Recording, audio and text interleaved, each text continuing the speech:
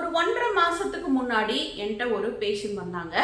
Doctor, எனக்கு வாயிலிருந்து வயிறு வரைக்கும் ஃபுல்லா புண்ணா இருக்கு. வாயில எதையுமே வைக்க முடியல. ஒரு தயிர் சாதத்தை வாயில வச்சா கூட எரியுது. எந்த ஃபுட்டுமே எடுக்க முடியலன்னு சொல்லி ட்ரீட்மெண்ட் பண்ணாங்க. அவங்க வாய் எக்ஸாமின் பண்ணி பார்க்கும்போது நாக்கெல்லாம் ஃபுல்லா ரெட்டிஷ் ஆகி இன்ஃப்ளேம் ஆகிருந்தது. நிறையா தொண்டையிலையும் ரெட்னஸ் பார்க்க முடிஞ்சது. இன்ஃப்ளமேஷன் ரொம்ப அதிகமாக இருந்தது. வழக்கமாக ஹோமியோவில் பண்ணுற மாதிரி நம்ம கம்ப்ளீட்டாக மைண்ட் பாடி அனலைஸ் பண்ணி அவங்களுக்கான மெடிசன் கொடுத்து அனுப்பிச்சு ஒரு 15 நாளைக்கு அப்புறம் வாங்கன்னு சொல்லி அனுப்பினேன். 15 நாளைக்கு அப்புறம் வர்றாங்க. அதே அளவு வாய் புண்ணு, அதே அளவு தொண்டையில் புண்ணு, இன்னும் சாப்பிட முடியல, எதுவும் வாயில் வைக்க முடியல டாக்டர், மருந்தே வேலை செய்யலை அப்படின்னு சொல்லி வந்தாங்க.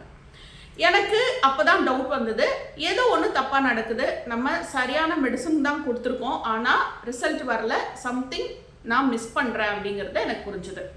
அதுக்கப்புறம் பேஷண்ட் கிட்ட நீங்கள் காலையிலேருந்து நைட் வரைக்கும் என்னெல்லாம் எடுக்கிறீங்கன்னு சொல்லுங்கள், என்னென்ன ஃபுட்டெல்லாம் சாப்பிட்றீங்கன்னு சொல்லுங்கள் அப்படின்னு கேட்கும்போது, டாக்டர் நான் ரெகுலர் ஃபுட்டு தான் சாப்பிட்றேன், அதோடு சேர்ந்து ஒரு மாதமாக நான் இந்த கருஞ்சீரக பொடியை சாப்பிட்டுட்ருக்கேன், காலையிலேயும் நைட்டும் ஒரு ஸ்பூன் சாப்பிட்றதுக்கு முன்னாடி சாப்பிட்டுட்ருக்கேன் அப்படின்னு சொன்னாங்க. எங்கே பார்த்தீங்க, ஏன் இதை எடுத்துகிட்டு இருக்கீங்கன்னா, எனக்கு சுகர் இருக்குது, அதை குறைக்கிறதுக்காக என் ஃப்ரெண்டு சொன்னாங்க, நான் அதை ஃபாலோ பண்ணிகிட்ருக்கேன் அப்படின்னு சொன்னாங்க. அப்புறம் தான் எனக்கு ஸ்ட்ரைக் ஆச்சு, முதல்ல கருஞ்சீரகத்தை நிறுத்துங்க, ப்ளஸ் இந்த மெடிசன்ஸ் எல்லாம் எடுங்க, ஒரு 1 வீக் அப்புறம் எனக்கு ஃபோன் பண்ணி சொல்லுங்கன்னு சொன்னேன். 1 வீக் அப்புறம் கால் பண்ணுறாங்க, வாயில் புண்ணெல்லாம் ஆறிடுச்சு, என்னால் எல்லா ஃபுட்டும் எடுக்க முடியுது டாக்டர் அப்படின்னு சொன்னாங்க. ஸோ இதுலேருந்து நம்ம என்ன தெரிஞ்சுக்கிறோன்னா, கருஞ்சீரகம் அப்படிங்கிறது நம்ம கேள்விப்பட்ட மாதிரி இறப்பை தவிர எல்லா நோயும் சரி பண்ணக்கூடிய ஒரு அருமருந்து கருஞ்சீரகம் அப்படிங்கிற வாட்ஸ்அப் மெசேஜஸை நம்பாதீங்க.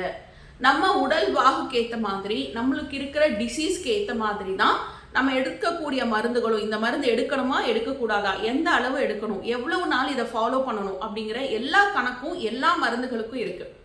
ஒரே ஒரு பர்டிகுலர் மருந்து எல்லாருக்கும் காமன், எல்லாருக்கும் இது சுகரை குறைக்கும், எல்லாருக்கும் இது பிரச்சனையை சால்வ் பண்ணும் அப்படின்னு எந்த ஒரு மருந்தும் எந்த சிஸ்டம்லேயும் கிடையாது.